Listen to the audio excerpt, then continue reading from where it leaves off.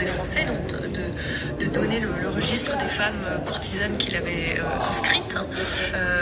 Mais il y a aussi d'autres personnes, notamment le cadi, le juge musulman. Donc on sait qu'il y a eu quand même un certain aller-retour entre les élites religieuses et puis la police des mœurs, qui interroge un peu, parce qu'on a tendance à penser que ça aurait pu être que le reflet d'une volonté finalement française. Mais effectivement, comme tu le notes, c'est surprenant de voir qu'il y a cette connivence entre les élites algériennes et françaises. Alors, comment on peut faire sens de ça? L'occupation française signifie la présence sur le sol algérien de contingents militaires très importants.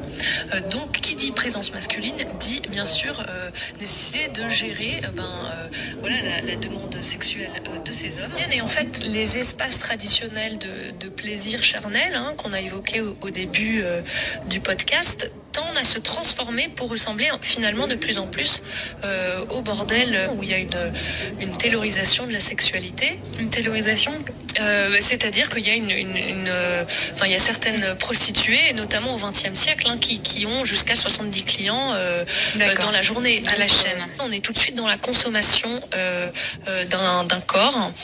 C'est parfois minuté, etc. Et le but est lucratif, quoi. Donc c'est vraiment le capitalisme sexuel. Justement, ce qui est intéressant, c'est cette fascination en même temps pour le corps des Algériennes, parce que Constantine, donc c'est la ville sur laquelle tu as travaillé pour ta recherche, est un lieu touristique, un lieu de tourisme sexuel même. Dans la réalité, c'était souvent bien plus compliqué, et comme tu le désignes, il y avait effectivement une demande de la part de touristes qui venaient, voilà.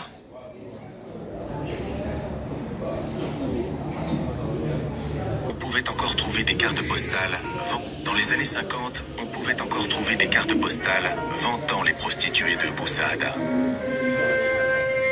Dès 1830, l'accès à ce supposé paradis sexuel va être résolu par l'application méthodique du réglementarisme. L'Algérie va devenir un véritable laboratoire dans lequel on va pouvoir tester les mesures phares du système, tout en y ajoutant une création de toutes pièces. Le quartier réservé, c'est-à-dire exclusivement dédié à la prostitution. Et donc ces quartiers réservés vont devenir de véritables usines à vis, comme on les appelle à l'époque, c'est-à-dire des villes, des quartiers clôturés de murailles, avec un poste militaire ou policier pour en garder l'entrée, dans lequel sont réunis, nous dit-on, l'ensemble de la prostitution officielle d'une ville.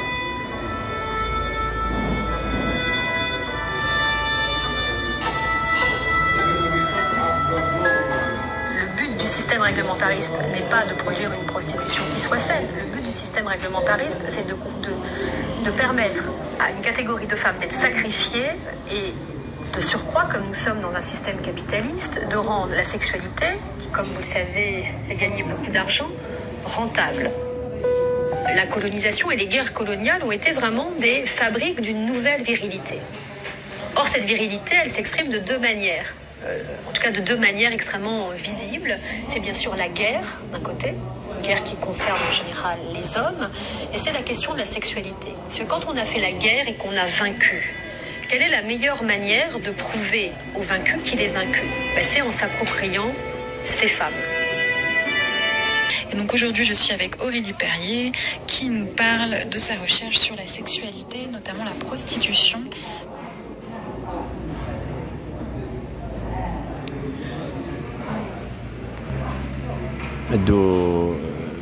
Réponse à la hadra d'El Bouspir pour qu'ils sachent que depuis 1830 ça a commencé déjà en Algérie. Donc il ne faut pas le chameau, là-bas le dromadaire qui se moque du chameau. Donc le phénomène de la prostitution, le phénomène de la prostitution c'est un phénomène humain qui est de la préhistoire. ولكن مادام كيعيرونا بوسبير وكل شيء يرجعوا ليستوار سا سي ان بوتي تيمونياج بوسبير الناس اللي زادوا في 62 63 كاع ما كيعرفوه كاع سي ان كارتي نقي فيه دكاتره فيه بزاف الامور خرجوا منه دي مينيس خرجوا منه دي بوكسور دي فوتبولور دي سبورتيف خرجوا منه دي العلماء وكان واحد البتي كوان ريزيرفي وقت الكولونياليزم وكانوا كيجيبوا surtout les femmes de l'Algérie, les filles de l'Algérie, suivant les historiens, c'est pas moi qui raconte ça. Hein. Donc il faut faire attention quand on veut insulter quelqu'un, il faut d'abord regarder son visage sur un miroir, hein. Faut pas se moquer, hein. Sinon, si tu veux moquer de quelqu'un, va en face d'un miroir et moque de ce monsieur que tu vois sur le miroir. Hakali.